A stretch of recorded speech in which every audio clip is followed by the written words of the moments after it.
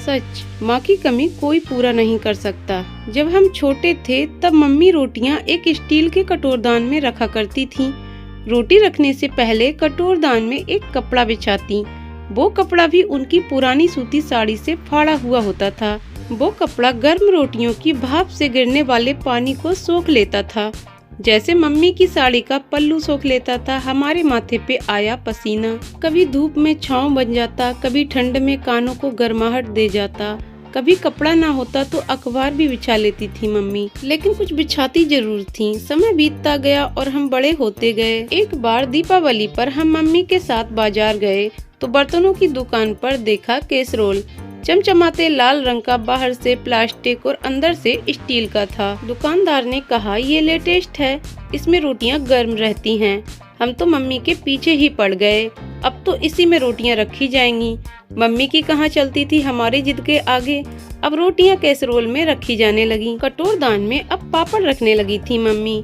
अगले महीने मम्मी की एक सहेली ने पापड़ मंगवा दिए, पर वो तो बहुत बड़े थे तो कटोरदान में फिट ही नहीं हो पा रहे थे, इसलिए उन्हें एक दूसरे डिब्बे में रखा गया। और अब कटोरदान में मम्मी ने परथन, सूखा आटा जिसे लगाकर रोटियां बेली जाती हैं, रख लिया।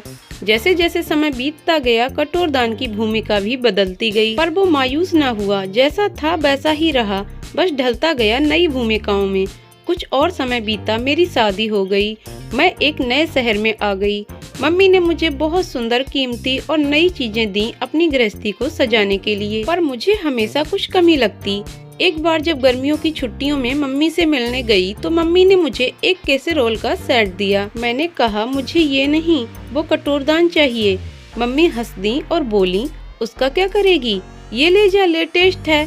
मैंने कहा, हाँ ठीक है, पर वो भी। मम्मी मुस्कुरा दी और परथन निकालकर कटोरदान धोने लगी। उसे अपनी साड़ी के पल्लू से सुखाया और उसमें पापड़ का एक पैकेट रखकर मेरे बैग में रख दिए। अब खुश, मम्मी बोली। मैंने कहा, हाँ, मैं उस कटोरदान को बहुत काम में लेती हूँ। सच कहूँ तो अकेलापन कुछ कम हुआ। कभी बेसन के लड्डू भर के रखती हूँ, कभी मठरी, कभी उसमें ढोकला बनाती हूँ, कभी सूजी का हलवा जमाती हूँ, कभी कभी पापड़ भी रखती हूँ। नित नई भूमिका में ढल जाता है मम्मी का ये कटोरदान। यहाँ आने के बाद मुझे मम्मी की बहुत याद आती थी, पर मैं कहती नहीं थी कि मम्मी को दुख होगा। कभी कभी सोचती हूँ, क्या इस कटोरदान को भी मम्मी की याद आती होगी? ये भी तो मेरी तरह मम्मी के हाथों के स्पर्श को तरसता होगा। आखिर इसने भी तो अपनी लगभग आधी जिंदगी उनके साथ बिताई है। बस हम दोनों ऐसे ही अक्सर मम्मी को याद कर लेते हैं, एक दूसरे को छूकर मम्मी का प्यार महसूस कर लेते हैं। बस ऐसे ही एक दूसरे को सहारा दे देते हैं, मैं और मम्मी का कटोरदान। सच, माँ की कमी कोई पूरा नहीं कर सकता, इसलिए आज माँ है तो पल भर भी गवाए बिना उनके साथ जिंदगी जी लो। तो दोस्तों, आपको कहानी कैसी लगी कमेंट करके जरूर बताइएगा। कहानी पसंद आई हो तो वीडियो को लाइक शेयर करें और चैनल को सब्सक्राइब करें। वीडियो को पूरा देखने के लिए बहुत बहुत धन्यवाद दोस्तों।